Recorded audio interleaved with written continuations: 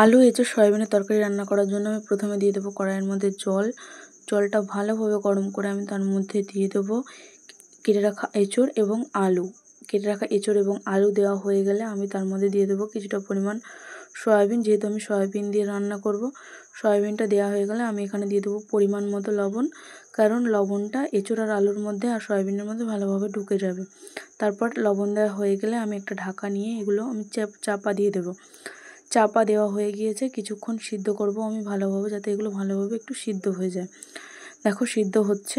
এবার আমি একটা মিক্সারের ব্লেন্ডারে বাটি নেব। এবার তার মধ্যে দিয়ে দেবো পরিমাণ মতো জিরে, শুকনো লঙ্কা, আদা, আর দিয়ে দেবো একটা কুচি করা টমেটো।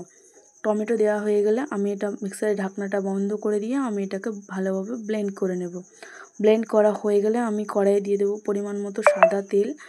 সাদা তেল দেওয়ার পর তেলটাকে একটু তাতিয়ে নেব। তারপর দেখো আমার তেলটা ভালোভাবে তাতানো হয়ে গেছে। আর যে আলুগুলো আমি সিদ্ধ করে রেখেছিলাম, এবার সেই আলুগুলোকে আমি একে একে ভালোভাবে তেলের মধ্যে আমি ছেড়ে দেব ভাজার জন্য। দেখো আমি আলুগুলো একে একে তেলের মধ্যে ছেড়ে দিচ্ছি। এবার ছেড়ে দেওয়া হয়ে গেলে ওর মধ্যে দিয়ে দেবো পরিমাণ মতো লবণ আর দিয়ে দেবো পরিমাণ মতো হলুদ। এবার ওটাকে নেড়ে চেড়ে আমি ওটাকে ভালোভাবে ভেজে নেব, লাল লাল করে। ভালো করে ভাজতে হবে কিন্তু আলুটা। এবার দেখো আমার আলু ভাজা কমপ্লিট। আমি এবার আলুটাকে তুলে নিচ্ছি একটা ছাঁকনির সাহায্যে। আমি তেল থেকে আলুগুলো একে একে সব আলুগুলো তুলে নিলাম। এবার তুলে নেওয়ার পর ওই একই তেলের মধ্যে আমি দিয়ে দেবো সিদ্ধ করে রাখা এঁচোড়গুলো। এবার আমি দিয়ে দিচ্ছি তেলের মধ্যে সিদ্ধ করে রাখা এঁচোড়। এঁচোড় দিয়ে আমি দিয়ে দেবো তার মধ্যে পরিমাণ মতো লবণ আর পরিমাণ মতো হলুদ। লবণ হলুদ দেওয়া হলে আমি এঁচোড়টাকে একটু ভালোভাবে নেড়ে নেব, কারণ আমি এই একই তেলের মধ্যে সয়াবিনগুলো দিয়ে দেবো, দিয়ে ভালোভাবে ভেজে নেব।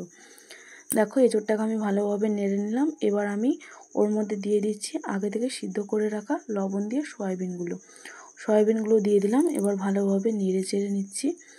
দেখো ভালোভাবে নেড়ে চেড়ে ভালোভাবে ভেজে নেব, একটু লাল লাল করে ভেজে নিচ্ছি। যেহেতু সয়াবিন দিয়েছি তাই আরেকটু পরিমাণ লবণ হলুদ আমি দিলাম। লবণ হলুদ দেওয়া হয়ে গেলে আমি এটাকে ভালোভাবে ভেজে নিচ্ছি। দেখো আমার কত সুন্দর ভালোভাবে ভাজা হয়ে গিয়েছে। এবার আমি এগুলোকেও তুলে নিচ্ছি। দেখো আমার তোলা হয়ে গেছে। এবার আমি ওই একই কড়াইয়ের মধ্যে দিয়ে দিচ্ছি পরিমাণ মতো সর্ষের তেল। দিয়ে দেব গোটা গরম মশলা ফোড়নে, দেব জিরে, গোটা গরম মশলা, তেজপাতা, শুকনো লঙ্কা। এবার আমি ফোড়নটাকে ভালোভাবে ভেজে নিয়ে তার মধ্যে দিয়ে দিচ্ছি 1 চামচ পরিমাণ চিনি দিয়ে ভালোভাবে নেড়ে চেড়ে আমি যে আগে থেকে মিক্সিতে যে মশলাটা করে রেখেছিলাম, যে পেস্টটা, সেই পেস্টটা আমি এবার ওই তেলের মধ্যে দিয়ে দিলাম পেস্টটা। এবার মশলাটাকে আমাদেরকে ভালোভাবে কষাতে হবে। যতক্ষণ ভালোভাবে মশলাটা না কষানো হয়ে যায় ততক্ষণ আমি মধ্যে দিয়ে দিচ্ছি পরিমাণ মতো লবণ আর দিলাম পরিমাণ মতো হলুদ। এই রান্নাটা আমি সিম্পলভাবে রান্না করব, কোনো কিছু অ্যাড করব না এর ভিতর। এবার আমি মশলাটা ভালোভাবে কষাচ্ছি। কষানোর হয়ে গেলে দেখো মশলাটা ভালোভাবে আমাদের কষানো হয়ে গেছে দেখো মশলাটা। এবার আমি আলু আর এঁচোড়গুলো ওর মধ্যে দিয়ে মশলার সাথে এগুলোকে আমি একটু ভালোভাবে কষিয়ে নেবো একটু সময় ধরে। আমি যেভাবে রান্নাটা কষাচ্ছি ঠিক সেইভাবেও তোমাদেরকে অনেকক্ষণ সময় ধরে আস্তে আস্তে একদম ধিমে আছে তোমাদেরকে কষিয়ে নিতে হবে আলু, সয়াবিন আর এঁচোড়টাকে। আর কষানো হয়ে গেলে আমি ওর মধ্যে দিয়ে দেবো পরিমাণ মতো জল। দেখো পরিমাণ মতো আমি জল দিয়ে দিচ্ছি। তোমরা তোমাদের প্রয়োজন অনুযায়ী জল দেবে, ঠিক আছে। এবার দেওয়া হয়ে গেলে তারপরে একটা থালা নিয়ে চাপা দিয়ে দেবে সিদ্ধ করার জন্য। আর একটু সিদ্ধ হয়ে গেলে দেখো আমি অনেকক্ষণ 10 মিনিট পর ঢাকনা খুলে দেখছি আমার আলু এঁচোড়গুলো সিদ্ধ হয়ে গিয়েছে। এবার আমি দিয়ে দেবো ওর মধ্যে গরম মশলা।